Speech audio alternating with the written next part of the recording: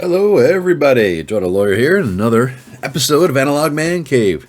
Today, we are keeping on going through my How to Be an Awesome GM series, and what we're talking about now is game prep. What to do before every session.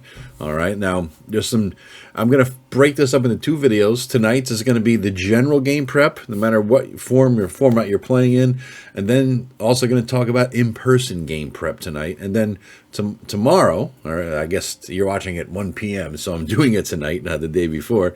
And then the next day, you're going to see the video on how to prep for online play. All right? So without further ado, it's real important to prep before every session, guys. All right? You have to make sure you're ready. There's nothing worse than showing up and not having something that you needed. Then you look incompetent. You look like you're not prepared, like you didn't give a shit, like you didn't put a lot of thought into it, and it just takes away from the vibe. Okay, you want to look like you're a professional, basically. I hate to say it, but you really do. You want to look like you're a pro DM here. Now, there's some general things to keep in mind to apply that apply whether you're running it in person or online. The first one, the most important thing, know the adventure you're running really well. Do not count on being able to just read the box text for the players, and while they're deciding what to do based on what you read, quickly now read that DM section, where it lays out everything in the room and all the tricks and traps and monsters and who does what, when, if. That's just a slacker approach. No, you're not going to be a good GM if you're doing it like that. You need to not only know the rooms that they might go into that session, which, depending on your players and how crazy and free roaming they are, and what adventure you're running. It could be any room in a dungeon, or it could be any location in the forest. They could just turn around and leave. You don't know, right? Or they could just, hey, let's go to level 3, even though you're only on level 1. You need to know all the areas they might go to, all right? So read them ahead of time.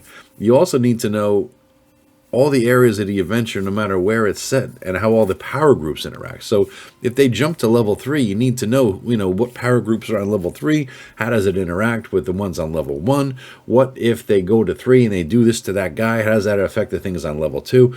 You need to know the whole ecosystem, essentially, so that you're prepared for whatever they do, because they're going to do the unexpected.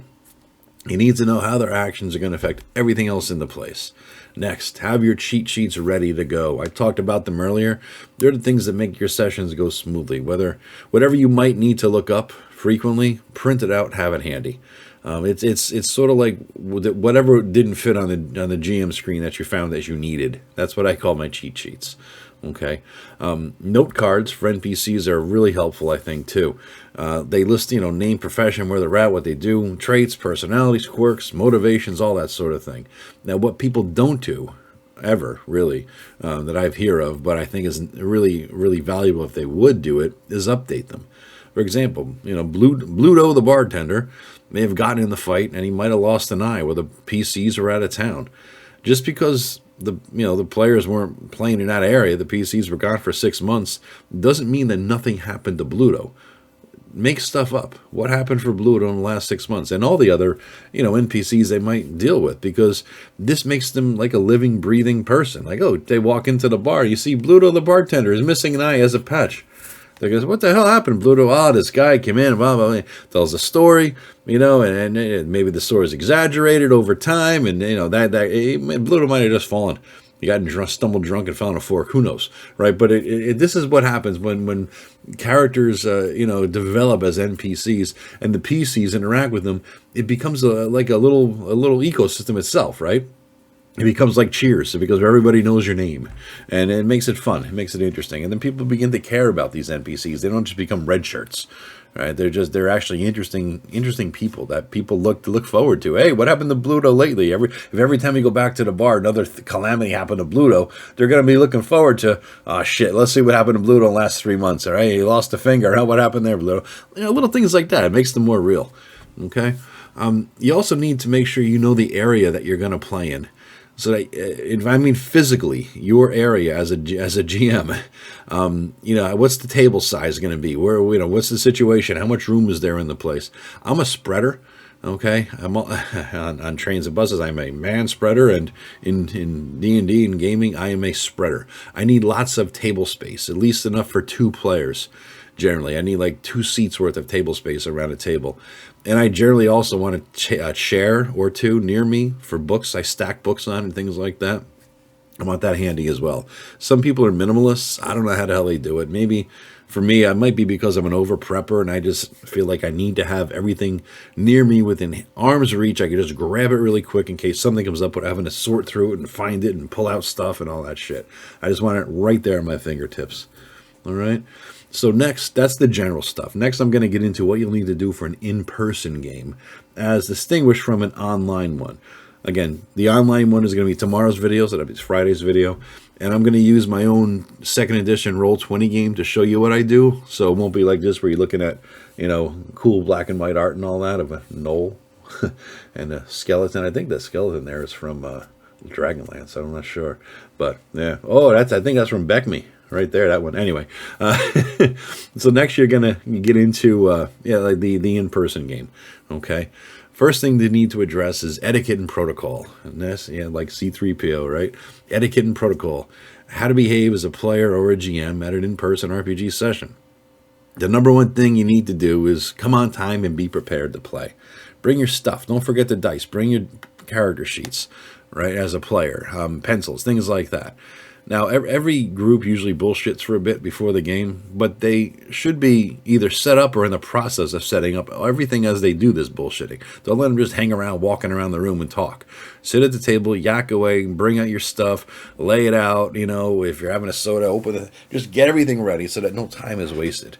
I found that the longer the group's known each other and played together, the longer the bullshit might last. But as a GM, it's your job to nip that in the bud. In 10 or 15 minutes, that's kind of reasonable. You're getting time to get, set up and caught up on everybody's life in the past week or whatever. But especially with our online social media environment where everyone takes a picture of every freaking meal, outfit, and minor event in their lives, they post it everywhere. Shouldn't be that much time needed, all right? Next, the issue of snacks and meals and all that should have been hashed out in session 0. That is, whether to allow people to have dinner at the game or, if snacks are brought, you got to bring enough for everybody. Or are you just going to sit there and, chow down on a whole bag of popcorn yourself? Likewise, booze and mead use at the game table should have been well hashed out ahead of time. And whatever you all agreed to should be adhered to. But shit happens, right? Sometimes somebody goes up and it's been a hell of a day. They walk in with a bag of Taco Bell and a soda or something like that. They don't have time to eat, blah, blah, blah. Everything went wrong. You just eat quick, during the 5 or 10 or 15 minutes when everyone's bullshit, just chow down. Because there's nothing worse than listening to someone role play with a mouthful of fucking Taco Bell.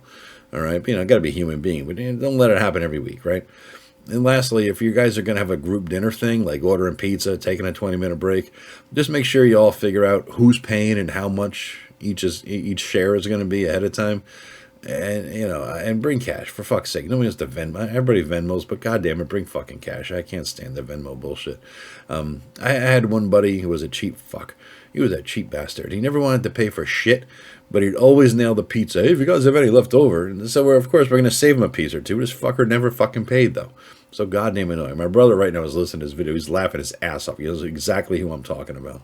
So, all right. Next, after the food is done and after you're done playing, just respect the place you're playing and don't spill stuff. Clean up after the game. All right, throw all your garbage out. Don't leave it a mess. Don't leave the garbage pails overflowing.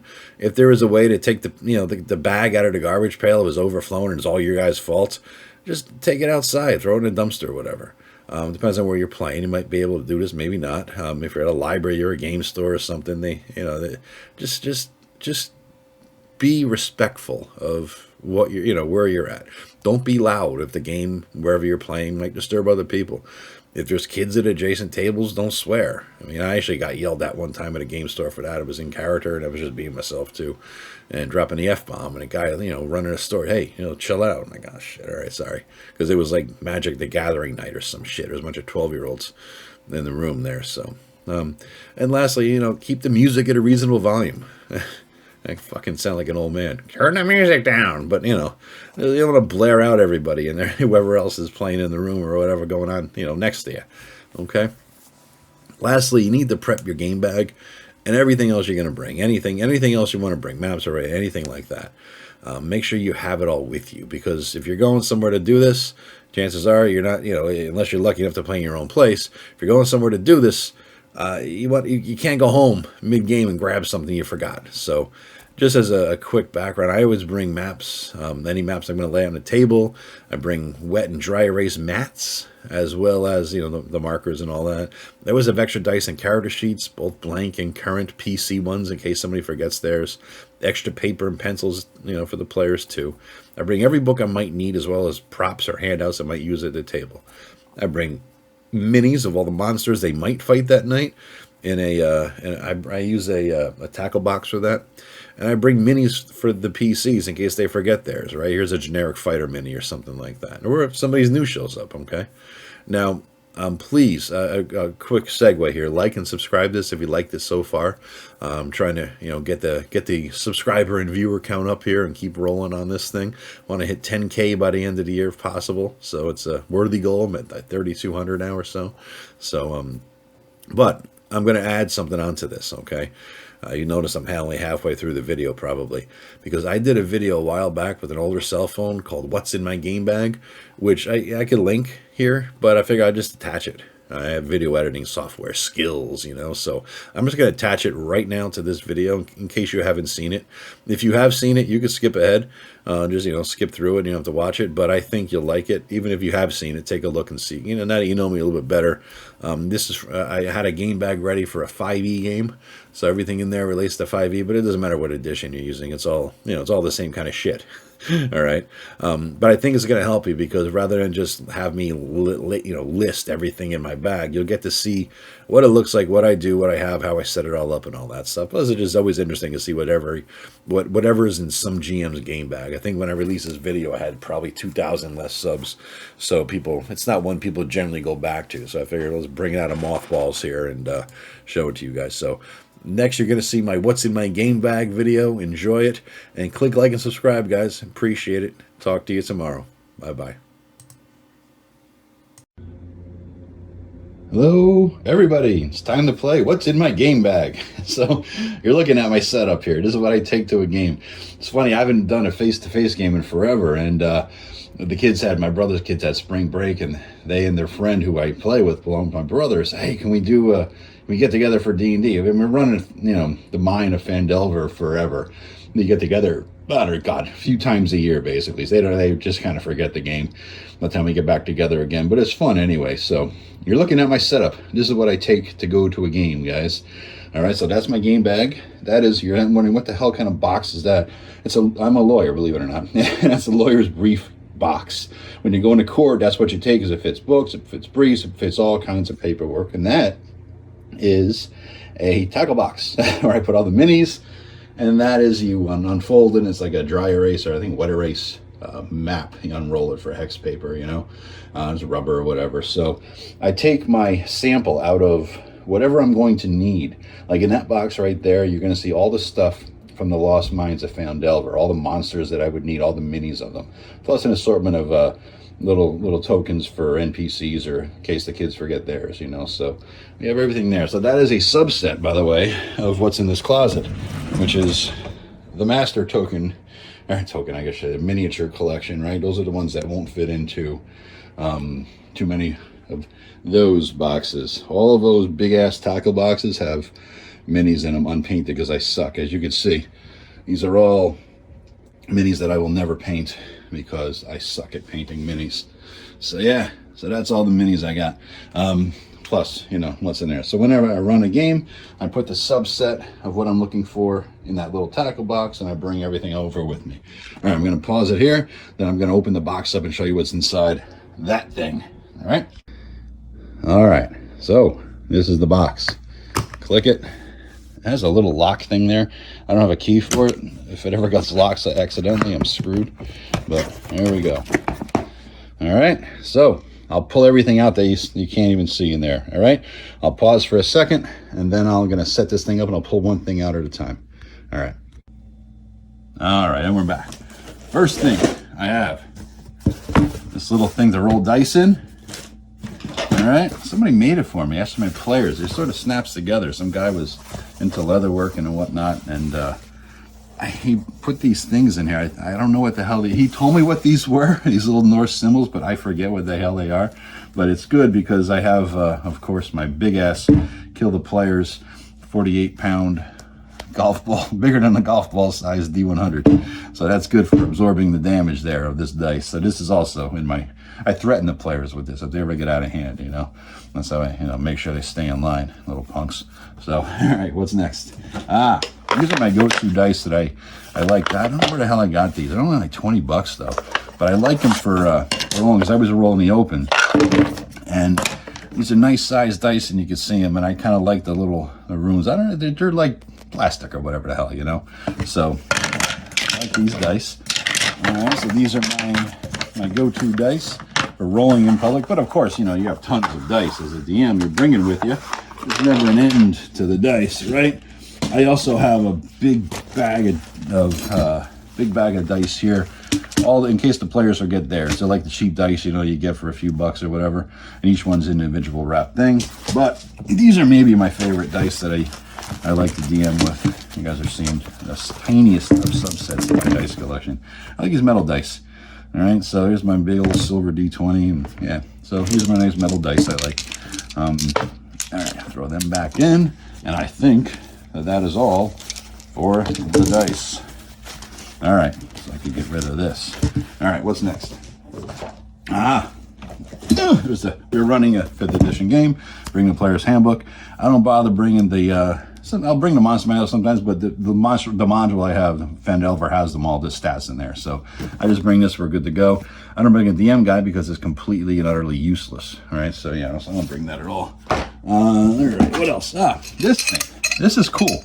This is it's like a little presentation thing. Like basically if you have a diploma or something fancy, you want to save it, it's just a tube and you put it in, or, you know, something like that. But sometimes I'll give the players a note, you know, pass it along, and I have to get to open it up, you know. So I think I got like 20 bucks on Amazon. It's just look for like diploma scroll caser. I don't know what the hell even, you know, said for the search, but yeah, so it's metal, and you just stick something in there, and you get it makes it interesting, you know, a little formal thing. All right, let's see. The bag of shit. All right, so all the things I might need at the table: tape measure, tape. I got dry erase markers in case you ever get the deck of many things. We're good to go, or some weird game. Timer, little capsules for timing things. All right, a plethora of pencils, index cards, because you can never have enough index cards. All right, more of the timers, whiteout. You gotta have whiteout just in case, right? Pencil sharpener. I like this. Does it work? The battery's dead. It's a little pointer. All right, this is cool. Who you mess with it, you know, point things on the map if you're not in there, or you just, you know, try to blind a kid, or, you know, get the dogs or cats going crazy with it. Right? More timers, more pencils and erasers in here. Some of these alcohol wipes, basically, that'll, you know, clear off the writing on the grid, that you know, plastic grid. So yeah, so that's the big old bag of crap.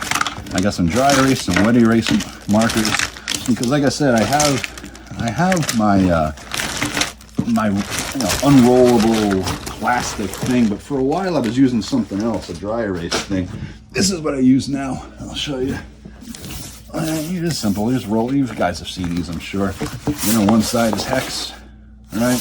And the other side is squares. Here's the problem: if you don't erase it, you got this little, you know, stays behind kind of a thing. You can only erase it right away, or if you use certain kinds of markers. It's a real pain in the ass. But yeah, so that's what I use. Now, for a while, I was using something completely different. It was something by a company called Hexers, a role-playing game board. And I brought that out to show you. Here's the thing here. Right? So Hexers role-playing, again, Amazon. You get two different sizes, large, extra large. Now this thing, right, it's interesting because, whoop, bang the camera. Sorry guys, it's jiggling. So, but it folds out, right? It folds, it unfolds. And then you lay it out on the table. It's interesting, it's neat, and it's a cool concept, right? But the problem is that, you know, when you unfold it or fold it, every time you do, the seam where you fold things, it's just paper and you know, some sort of glossy cover. And so the more you use it, the more the thing breaks down. So it's a real pain in the ass. This is my second one. I bought a smaller one, and I used to bring that to the games, but eventually it just all went to shit. You know, it just started separating, and then it looks like crap. So I don't use this thing anymore. I just use that roll-outable thing that I showed you before, that little mat. You know, so oops, upside down. Sorry. Oh well. All right, so anyway, back to the box. We have graph paper. All right, you never know, you might need some on the spot. I also use this for just taking notes about shit, and there's that tiny little hex graph paper. And of course, DM screen. I gotta say, 5th edition DM screen is a well done DM screen. It has stuff that you need on there and not the stuff that you don't. All right, so this is the, you guys have seen this, the 5th edition DM screen. It's pretty good. I like how it's short rather than tall. You can see over a little bit better. So use that. Let us see. I also have this box has room for on the side, like pockets for folders. So I always bring some paper and folders with me. I have one for people, the players can write this out, their gear. What do they have in either their backpack? I don't know where the hell I found these years ago. And so you have, for a backpack, what goes where and how much does it weigh and how many do you have? And then for your character, what do they have, where on their body do they have it? So they can write it down and get a better visual representation. I used these back in the game store days. Then I got a folder, what is this? DM tools and resources. Random tables, so trinkets. All right, in case you want to pickpocket about something. Monster list by terrain, things like that. Anything that I need to go to, little things I would need to go to. Tracing paper, I honestly don't know why the hell this is in here. I don't. In case I want to, I guess, trace a picture from something on a book and then show it to them, but I'm not going to do that. I don't know why it's in there other than the fact that I have tracing paper and I want to bring it with me. Who the hell knows? I also keep, oops, I banged it again, NPCs. I call it this quick NPC folder. Human Barbarian 5, Elf Wizard 10. Remember Wizards of the Coast put out all these NPCs along with the release, and so I print out monsters that I've used in the past, plus NPCs. In case I need a quick Human Barbarian fighter, boom, there he is, right? As well as monsters. Like I said, if I've had, like, there's a warhorse, somebody has a warhorse, I hand it to them. There's your stat block for it, right? And characters that I've created, either NPC, if I put more work into it, I'll just, keep the character sheet in here and just have that basically. Human Druid 3. So yeah, so we have all these extra characters in case I need to go to one or something. I'm good to go. Let's see, what is this stuff here? Character sheets, of course. You're always going to need character sheets. If you're going to be playing at a game store or something, you always have to have character sheets, right? And of course I have my house rules in here for character creation in case I pass them out as well. So I could get an idea what the game is all about. And then this is my folder called DM at the Table Stuff. What is in here? Oh, a character sheet for animal companions, familiars, hirelings and henchmen rules that I use. And this is my combat tracker. I like this. I really enjoy this. Initiative number, which I erase as I go. The player name, the PC name, male or female, AC, hit points, race, class, what level they are, what's their stealth, because I roll all the stealth for them, they don't see. Perception, what their passive perception and what their spell DC is, and also notes about what they are, like paralyzed, whatever, or any other notes that I would need. All right, so that's my combat tracker sheets. These are really helpful.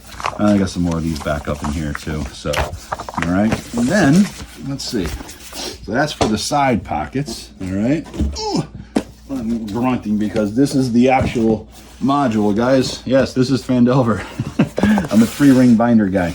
All right, so what I did was printed out the Lost Mine of Phandelver, and I put it, each one in a glossy, like an insert. You insert them inside these plastic sheaths, essentially.